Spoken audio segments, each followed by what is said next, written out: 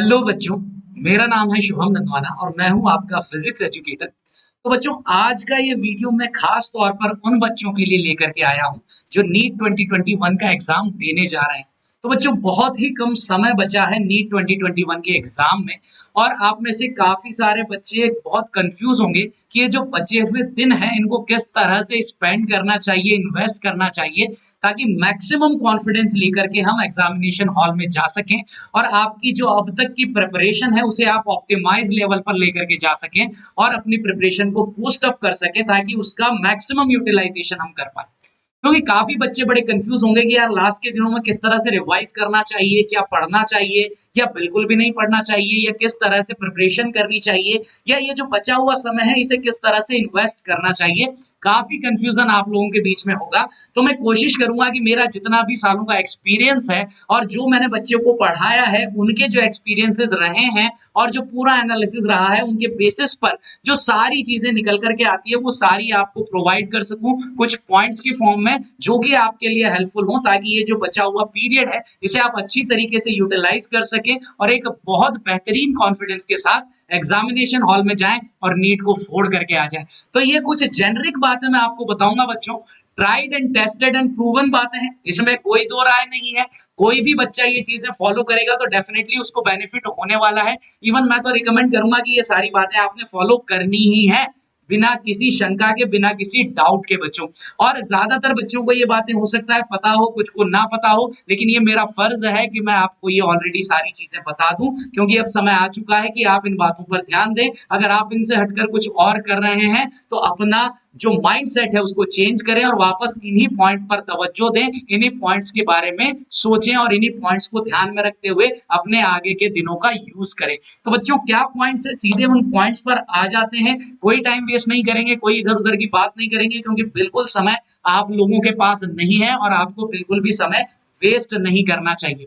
तो टाइटल से सारी चीज क्लियर हो जाती है, right things to do in last few days, क्योंकि there are a lot of things to do, है ना। बहुत सारी चीजें आपने सुनी भी होंगी, बहुत सारी सोची भी होंगी कि ये करूंगा, वो करूंगा, फलाना है, ढिमकाना है, लेकिन राइट चीजें क्या है, बिना टाइम वेस्ट किए आपको उन्हीं चीजों पर फोकस करना चाहिए। और कुछ मिस्टेक्स भी यहाँ पर आपको एनालाइज होंगी जो बच्चे कर जाते हैं, साल भर बढ़िया से तैयारी करते हैं, पूरी प्रिपरेशन करते हैं और लास्ट में आकर के मोमेंटम लूज कर जाते हैं या कॉन्फिडेंस लूज कर जाते हैं। तो उनके बारे में भी बात करेंगे, कुछ ही मिनटों में सारी चीजें क्लियर हो जाएंगी बच्चों। तो पहला पॉइंट अगर मैं यहाँ पर कहूँ आपको, तो डोंट एक्सप्लोर एनीथिंग न्यू।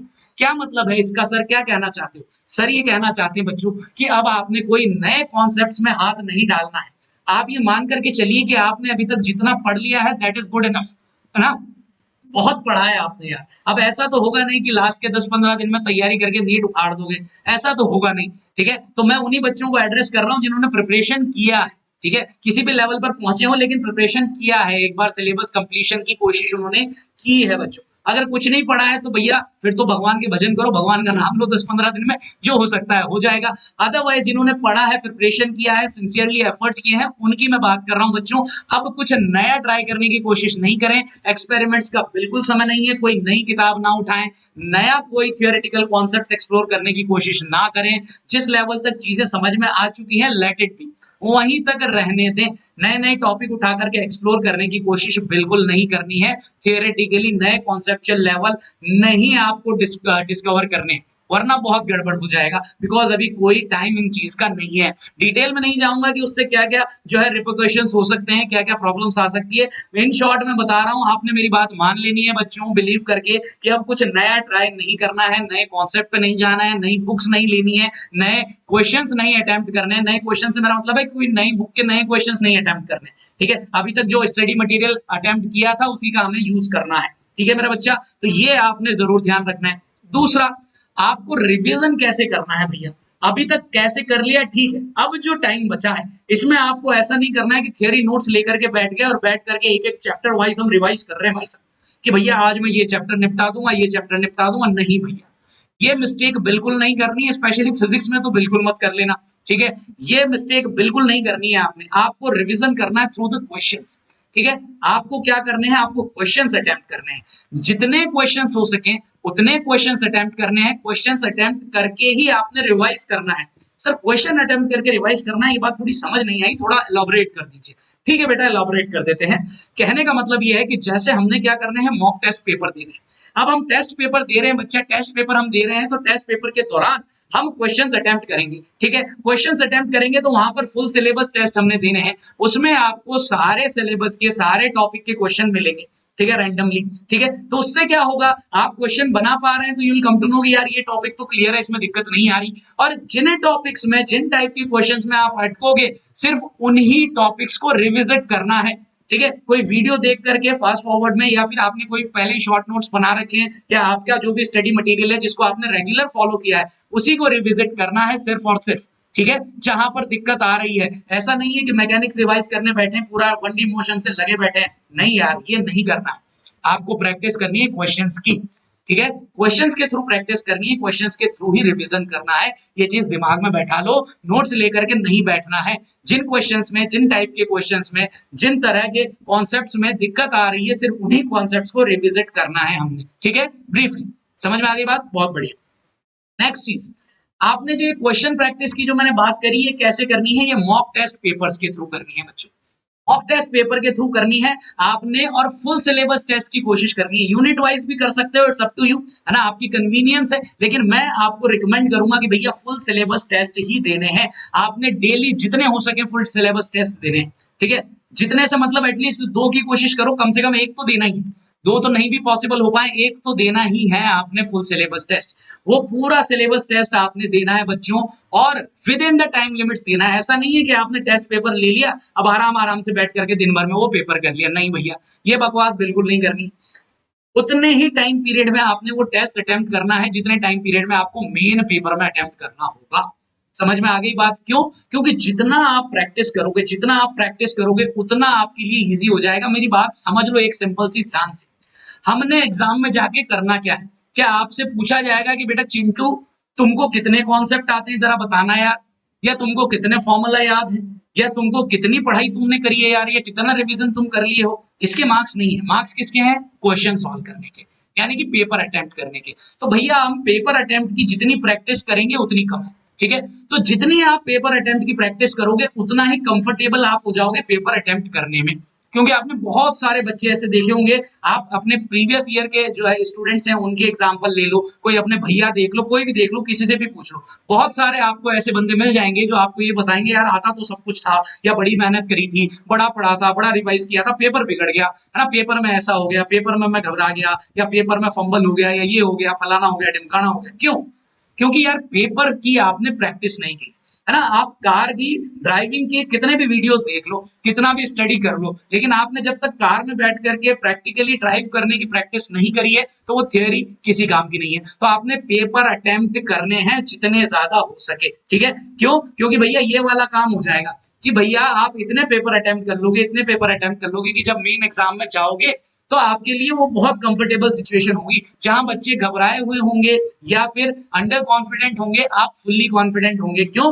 क्योंकि बेटा ये जो तुम्हारा टॉर्चर है ना, वो तो हमारा वार्म अप है कि इतने तो पेपर हम किसके आए, इतने तो हमने मॉक ही दिए हैं कि हमें ये पेपर जो है कुछ अजीब अलग नहीं लग रहा है। 3-3 घंटे तो हम बहुत बैठे, क्योंकि बच्चों की 3 घंटे बैठने की प्रैक्टिस ही नहीं होती है यार। तो मॉक आपने जितने हो सके उतने देने हैं बचे हुए समय में, और उसी के थ्रू रिविजन करना है। ठीक है, और वो रिवीजन होगा कैसे? देखिए एक सबसे बड़ी इंपॉर्टेंट चीज क्या है, ये मॉक टेस्ट देने से मैंने आपको बताया कि जो काम करना है उसकी प्रैक्टिस होगी, क्योंकि प्रैक्टिकली वही करना है। दूसरा, आप अपनी स्पीड और एक्यूरेसी मेंटेन कर पाएंगे। देखो यार, ये जो है कॉम्पिटिटिव एग्जाम है और स्पीड बहुत बड़ा फैक्टर हो जाता है। आपको कितना आता हो, कुछ भी आता हो, लेकिन अगर स्पीड कमजोर है, कैलकुलेशन आपकी वीक है, या जल्दी जल्दी क्वेश्चन पढ़ नहीं पाते हो, या जल्दी जल्दी क्वेश्चन अटेम्प्ट नहीं कर पाते हो, एनालाइज नहीं कर पाते हो, कौन सा छोड़ना है, कौन सा अटेम्प्ट करना है, किसको रिविजिट करना है, ये सब चीजें कब आप अपनी बेहतर कर पाओगे? जब आप मॉक दोगे, जब बहुत सारे टेस्ट दोगे, तब अपने आप ये चीजें इंप्रूव होने लगेगी। आपको अपने आप ही आइडिया आने लगेगा। 10 टेस्ट दोगे पता लग जाएगा यार मेरी स्ट्रेंथ क्या है, मैं कैसे स्पीड इंप्रूव कर पाता हूँ, क्या मैं एनालाइज कर पा रहा हूँ एक बार में पेपर देख के कि कौन से क्वेश्चन छोड़ने लायक है, कौन से इजी है, कौन से टफ है, क्या क्लासिफिकेशन हो पा रहा है। तो ये पहले पेपर में पहला मॉक दोगे थोड़ी सी दिक्कत आएगी, दूसरे में आप स्ट्रेटेजी बनाओगे, तीसरे में स्ट्रेटेजी अप्लाई करोगे, चौथे में फिर रिविजिट करोगे कि यार क्या इंप्रूवमेंट हो सकते हैं। तो धीरे धीरे धीरे धीरे इंप्रूव होगा, और ये सिर्फ पेपर अटेम्प्ट करने से ही होगा, कोई वीडियो देखने से, कोई एनालिसिस देखने से कुछ नहीं होगा। जितने पेपर अटेम्प्ट करोगे स्पीड उतनी ही इंप्रूव होती जाएगी, और एक्यूरेसी भी। ठीक है, एक्यूरेसी भी बहुत इंपॉर्टेंट फैक्टर है। हम स्पीड से तो अटेम्प्ट कर ले रहे हैं, लेकिन 10 में से हमारे जो है भाई साहब 5 गलत हो जा रहे हैं, 4 गलत हो जा रहे हैं, तो उस स्पीड का क्या फायदा है यार, कद्दू भी फायदा नहीं। ठीक है, तो स्पीड और एक्यूरेसी दोनों बराबर से मेंटेन करनी है, और ये सिर्फ प्रैक्टिस करने से होगा, क्योंकि पढ़ तो लिया हमने, है ना, जितना पढ़ लिया अब उसका यूटिलाइजेशन कैसे कर पाएंगे उसकी प्रैक्टिस करनी है। बहुत पढ़ लिया ये मान करके चलो। ठीक है, अगली चीज, ये सब पढ़ने के बाद, ये सब मॉक टेस्ट देने के बाद आपने क्या करना है, हर टेस्ट का एनालिसिस करना है। सिर्फ ऐसा नहीं है टेस्ट दिया फ्री हो गए, काम हो गया, नील बटा सन्नाटा, चलो भैया साफ, नहीं, ऐसा नहीं करना है।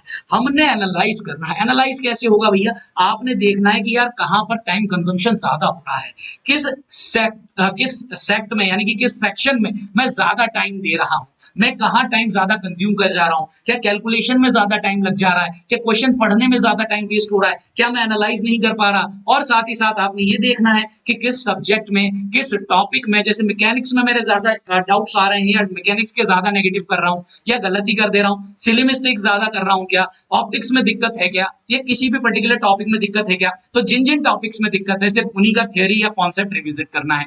ठीक है, बहुत बढ़िया, ये चीज बहुत इंपॉर्टेंट है।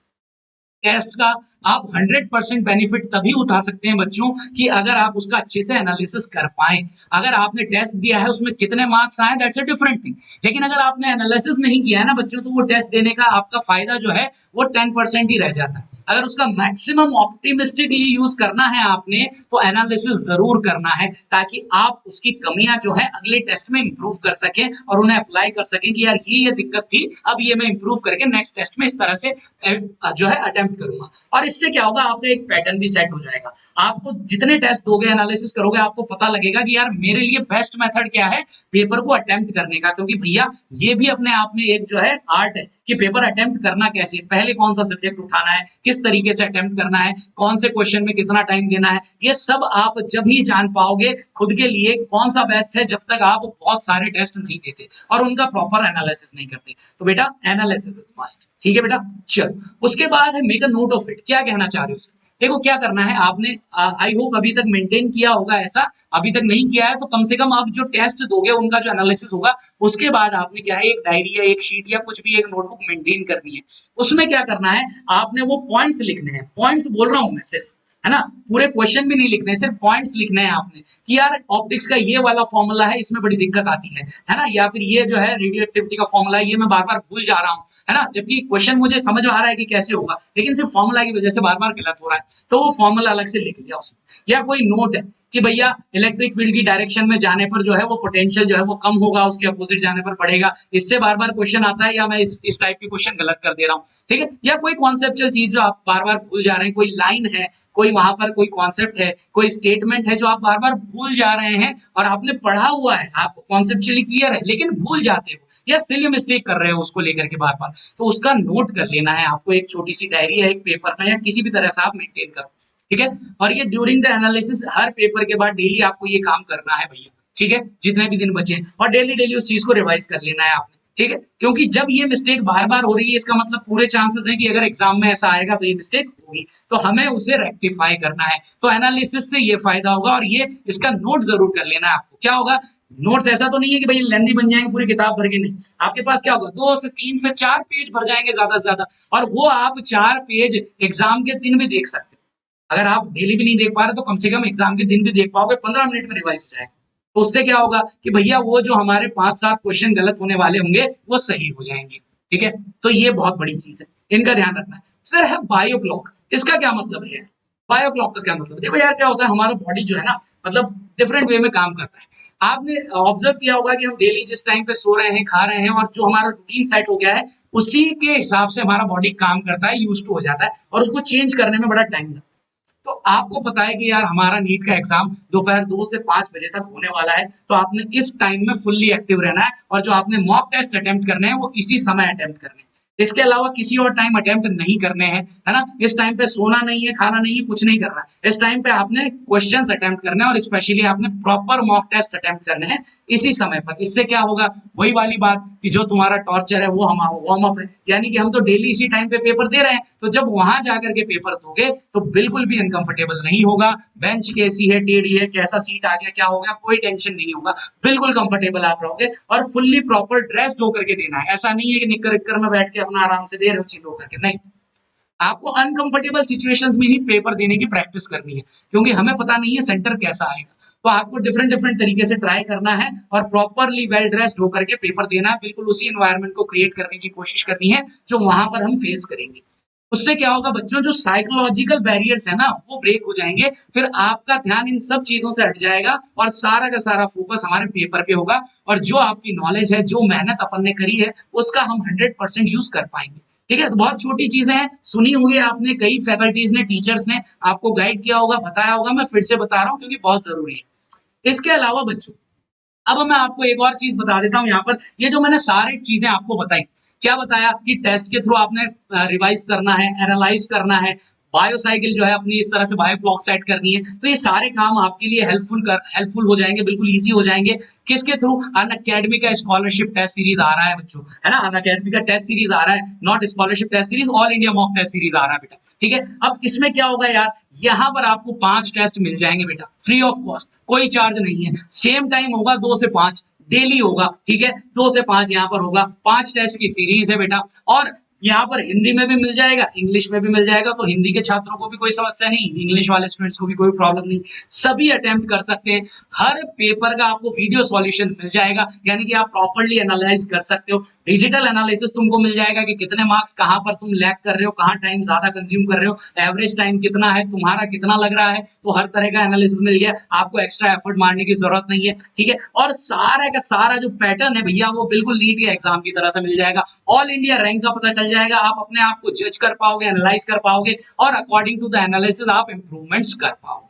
ठीक है, तो इससे बेहतर कुछ नहीं हो सकता। जो मैंने सारी पॉइंट्स की बताए ना आपको, वो सारे इसमें आपके फिट इन हो जाते हैं बच्चों। ठीक है, और ये तो 5 ही टेस्ट हैं, आप और भी टेस्ट दें, इसके अलावा भी दें, जहां से भी आपको जिस भी सोर्स से देना है, it's up to you guys, but ये तो आपने देना ही है। ठीक है, और फ्री ऑफ कॉस्ट है, कोई चार्ज नहीं है। इसको अनलॉक कर लेंगे आप, सिर्फ सर का नाम लिख देंगे, एसएनबी सर, ये नाम लिख दें आप, ये कोड आपके लिए काम करेगा, एसएनबी सर, ये जरूर आपने यूज करना है बच्चों। ये लगा करके आप जो है इसको अनलॉक कर पाएंगे। Free of cost test series है और ये हर बच्चे ने देनी है जो नीट 2021 देने जा रहा है मेरे बच्चे। ठीक है, इसमें कोई डाउट, कोई शंका नहीं होनी चाहिए, ये अटेम्प्ट जरूर करना है, फ्री ऑफ कॉस्ट है, कोई चार्ज नहीं है, इसलिए मैं रिकमेंड कर रहा हूँ। ठीक है मेरा बच्चा, इस तरह की टेस्ट सीरीज के लिए आप पे करते हो बट फ्री ऑफ कॉस्ट आपको मिल रहा है, so you must go for it. ठीक है, ये पूरा शेड्यूल है यार, 28 को है, फिर 1 सितंबर को है, 4 को है, 7 को है, 9 को है। इसके बीच में जो टाइम बचेगा उसमें भी आपने अपने हिसाब से पेपर अटेम्प्ट करना है। मैं तो कहूंगा डेली आप लगा लो, कल से ही डेली आपको एक पेपर तो अटेम्प्ट करना ही करना है, एक भी पेपर नहीं छोड़ना है, एक भी दिन नहीं छोड़ना है, हो सके तो एक से ज्यादा भी करना। जो भी काम करना है ना, अब सारा फोकस पेपर अटेम्प्ट पे होना चाहिए, रिविजन भी उसके थ्रू ही। ठीक है, जो भी कॉन्सेप्चुअल एरर आ रहे हैं बस उन्हीं कॉन्सेप्ट को आप रिविजिट करो, बाकी कुछ और नहीं देखने की जरूरत। ठीक है मेरा बच्चा, और ये यहाँ पर अगर मैं आपसे कहूं कि भैया यू हैव डन एनफ, तो बहुत बड़ी बात है, क्योंकि भैया अब आपको अपने मन में कोई भी तरह के डाउट, कोई शंका, कोई द्वंद, कोई दुविधा नहीं लाना है। जो बच्चों के दिमाग में चल रहा है, यार मेरा इतना सिलेबस तो बाकी नहीं रह गया, यार वो तो नहीं छूट गया, ये तो नहीं छूट गया, नहीं, छोड़ दो। आप पेपर अटेम्प्ट करो, उसके थ्रू जो कॉन्सेप्ट्स हैं उन्हें रिविजिट करो, जहां पर दिक्कत आ रही है। आपने बहुत पढ़ा है बच्चों, बहुत मेहनत करी है, और आप ये मान के चलो, अपने आप में ये कॉन्फिडेंस रखो, ये जज्बा रखो कि भैया हमने बहुत पढ़ा है, वी हैव डन इनफ, और हम कर सकते हैं और हम कर लेंगे। इस नीट को हम अटेम्प्ट कर देंगे और इसको क्रैक कर देंगे बच्चों। ठीक है, ये बात आपको बिल्कुल दिमाग में क्लियर रखनी है, कोई डाउट नहीं लाना है, वरना आपकी पूरी साल की मेहनत खराब हो जाएगी बच्चों। सिर्फ एक रत्ती भर की शंका जो है ना, वो पूरी बिल्डिंग को गिरा सकती है, आपकी जो पूरी मेहनत की बिल्डिंग है। ठीक है, और हमें क्या करना है, हमें ऐसा नहीं होने देना है, कॉन्फिडेंस को बूस्टअप रखना है, और उसका तरीका मैंने आपको बता दिया है। ये सारी चीजें बचे हुए समय में आपने फॉलो करनी है। तो बच्चों यहाँ पर मुझे बस सिर्फ जो है, जो बच्चे जो कंफ्यूज हैं या जो डाउट में हैं, या जो अभी भी थोड़े से शंका में कि होगा कि नहीं होगा, तो बच्चा उनके लिए बस मेरे को 2-3 लाइनें याद आती है वाहिद अली वाहिद की, कि द्वंद कहां तक पाला जाए, युद्ध कहां तक टाला जाए। द्वंद मतलब कंफ्यूज, तो द्वंद कहां तक पाला जाए, युद्ध कहां तक टाला जाए, तू भी है राणा का वंशज, फेंक जहां तक बाला जाए। तो बच्चों अब हो गई है तैयारी, हमने कर ली है बहुत पढ़ाई, अब बस आपने अटेम्प्ट करना है, पूरी जान लगा देनी है। बचा हुआ जो समय है उसमें फुल टेस्ट जो है अटेम्प्ट करो और प्रैक्टिस करो, एनालाइज करो, और जो कॉन्सेप्ट में दिक्कत आ रही है सिर्फ उन्हें रिविजिट करो और पूरा 100% एफर्ट दो, फुल पॉजिटिविटी के साथ, ये सोच करके कि हम ये एग्जाम क्रैक करने जा रहे हैं और हमें कोई नहीं रोकने वाला है। ठीक है, तो इस उम्मीद के साथ, इस जज्बे के साथ आपने पेपर देना है और कोई डाउट मन में नहीं आने देने।